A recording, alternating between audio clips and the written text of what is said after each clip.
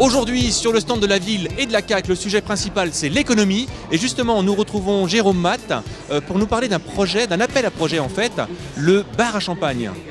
Bonjour Renaud, effectivement donc aujourd'hui c'est la grande journée économique de la communauté d'agglomération où nous avons déjà donc commencé à rythmer la matinée donc avec le concours Créa Chalon, et là à l'instant nous venons de présenter donc notre concept d'appel à projet pour un bar à champagne, tout simplement parce qu'on est parti du constat qu'aujourd'hui aussi bien pour des habitants, des visiteurs du département, de la région, mais également pour des touristes notamment donc étrangers, qu'il n'y avait pas de possibilité de déguster donc du champagne dans une ville qui porte en son nom le mot champagne, et donc on pensait que c'était un manque qu'il fallait donc combler, et donc nous avons donc réfléchi pour lancer et mettre sur le tapis un appel à projet pour que des investisseurs donc privés puissent venir donc exploiter donc un bar à champagne en plein cœur de ville, dans des locaux qui sont aujourd'hui donc occupés par donc la société d'économie mixte donc locale, et qu'ils puissent donc y trouver un lieu de dégustation, de vente,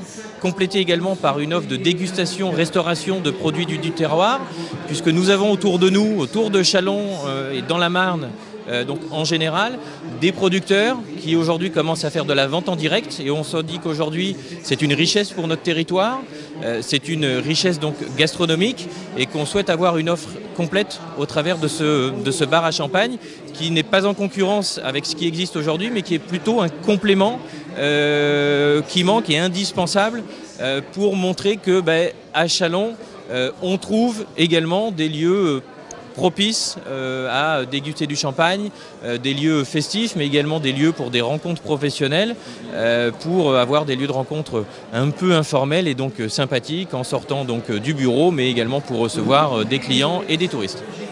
Bon beau projet, vous avez déjà eu des tentatives de contact, des gens qui se sont déjà positionnés ou pas encore, ou on n'en parle pas? Nous avons déjà eu des contacts avec des gens qui sont donc intéressés pour présenter donc une candidature, donc tant mieux, ça montre que le projet, avant d'être lancé officiel, suscite déjà de l'intérêt, et donc nous allons donc maintenant examiner avec attention toutes les candidatures qui vont nous être soumises et accompagner au mieux donc les investisseurs, sachant que l'ASEMCHA donc prendra à sa charge donc l'intégralité donc des travaux donc d'aménagement qu'on présentera donc aux investisseurs pour que le local soit prêt à l'emploi dès que l'investisseur est prêt à démarrer son activité. Très bien, très beau projet, merci Jérôme. Et on va de suite retrouver Julia Vigourou qui, en termes de projet, va nous parler du projet concours Créa Chalon. Merci Jérôme. Merci Renaud.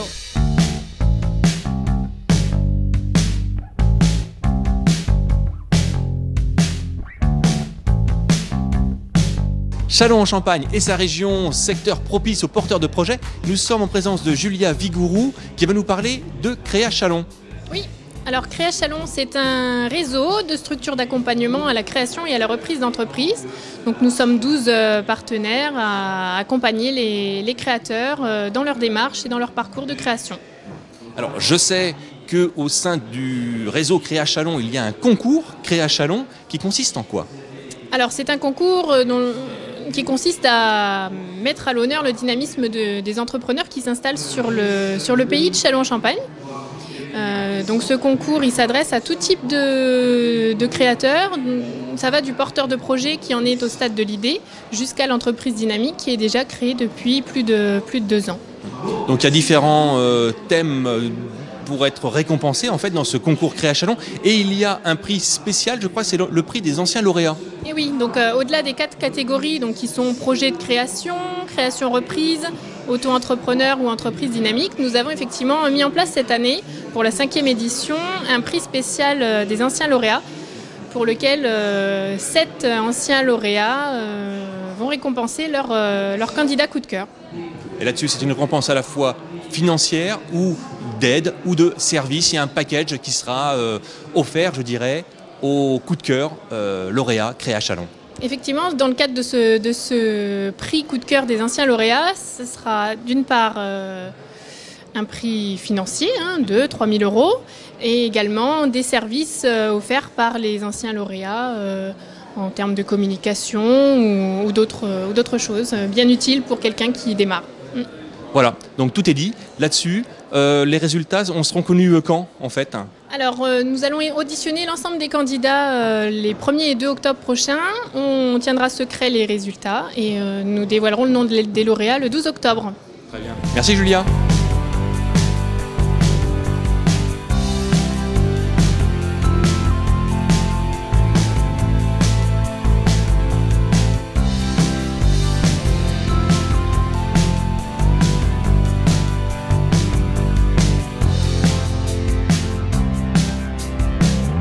Toujours dans ce thème de l'économie, nous sommes ici en présence de Jean-François Herry qui va nous parler de la rencontre régionale du commerce et de la franchise. Tout à fait.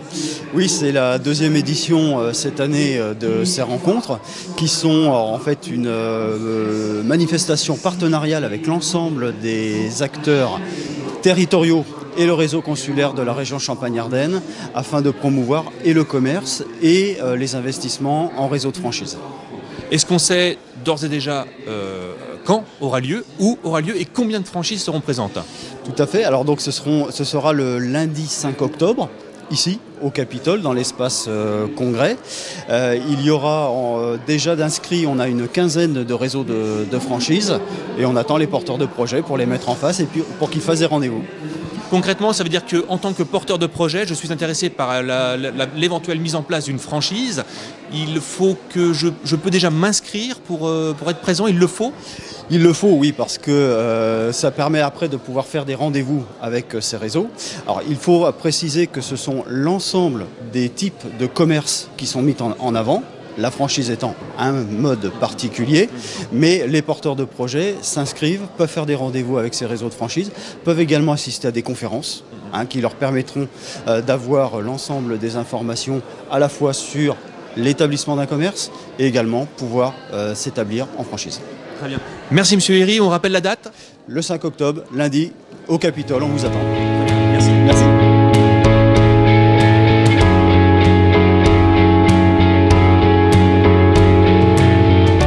Sujet également très intéressant au niveau du stand de la ville et de la CAC. Ici, la présentation, alors j'ai pris mes notes bien évidemment, d'un majordome interactif.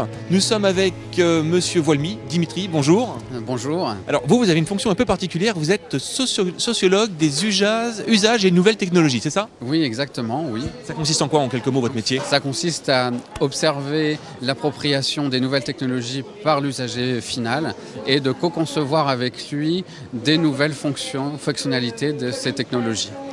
Aujourd'hui, vous êtes présent ici sur la foire pour présenter Kampai. En fait, Kampai, moi je sais que ça veut dire en thaïlandais à votre santé, mais par contre en basque, ça veut dire compagnon. Compagnon.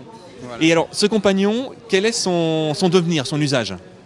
C'est un assistant personnel pour le bien-être des personnes âgées à domicile et en établissement.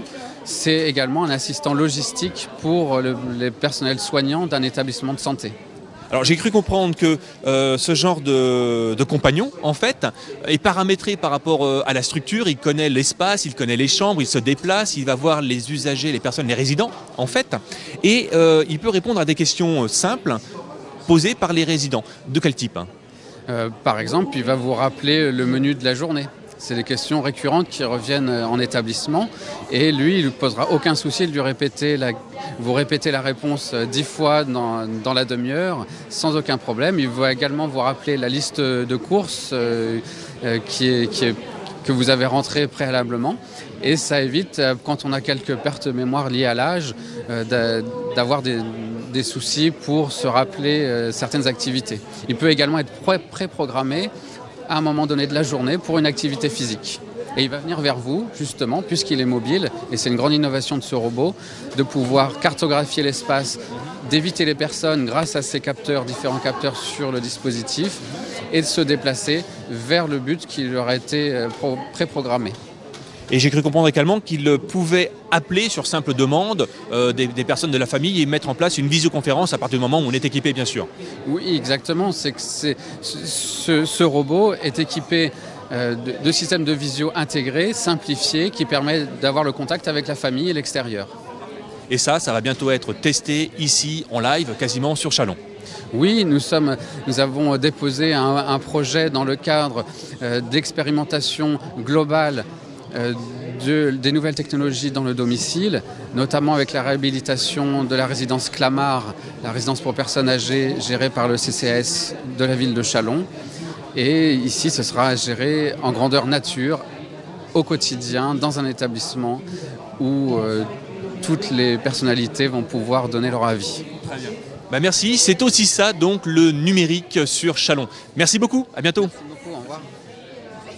Châlons en Champagne, communauté d'agglomération, pays de Châlons, tout un territoire propice à l'installation de projets porteurs.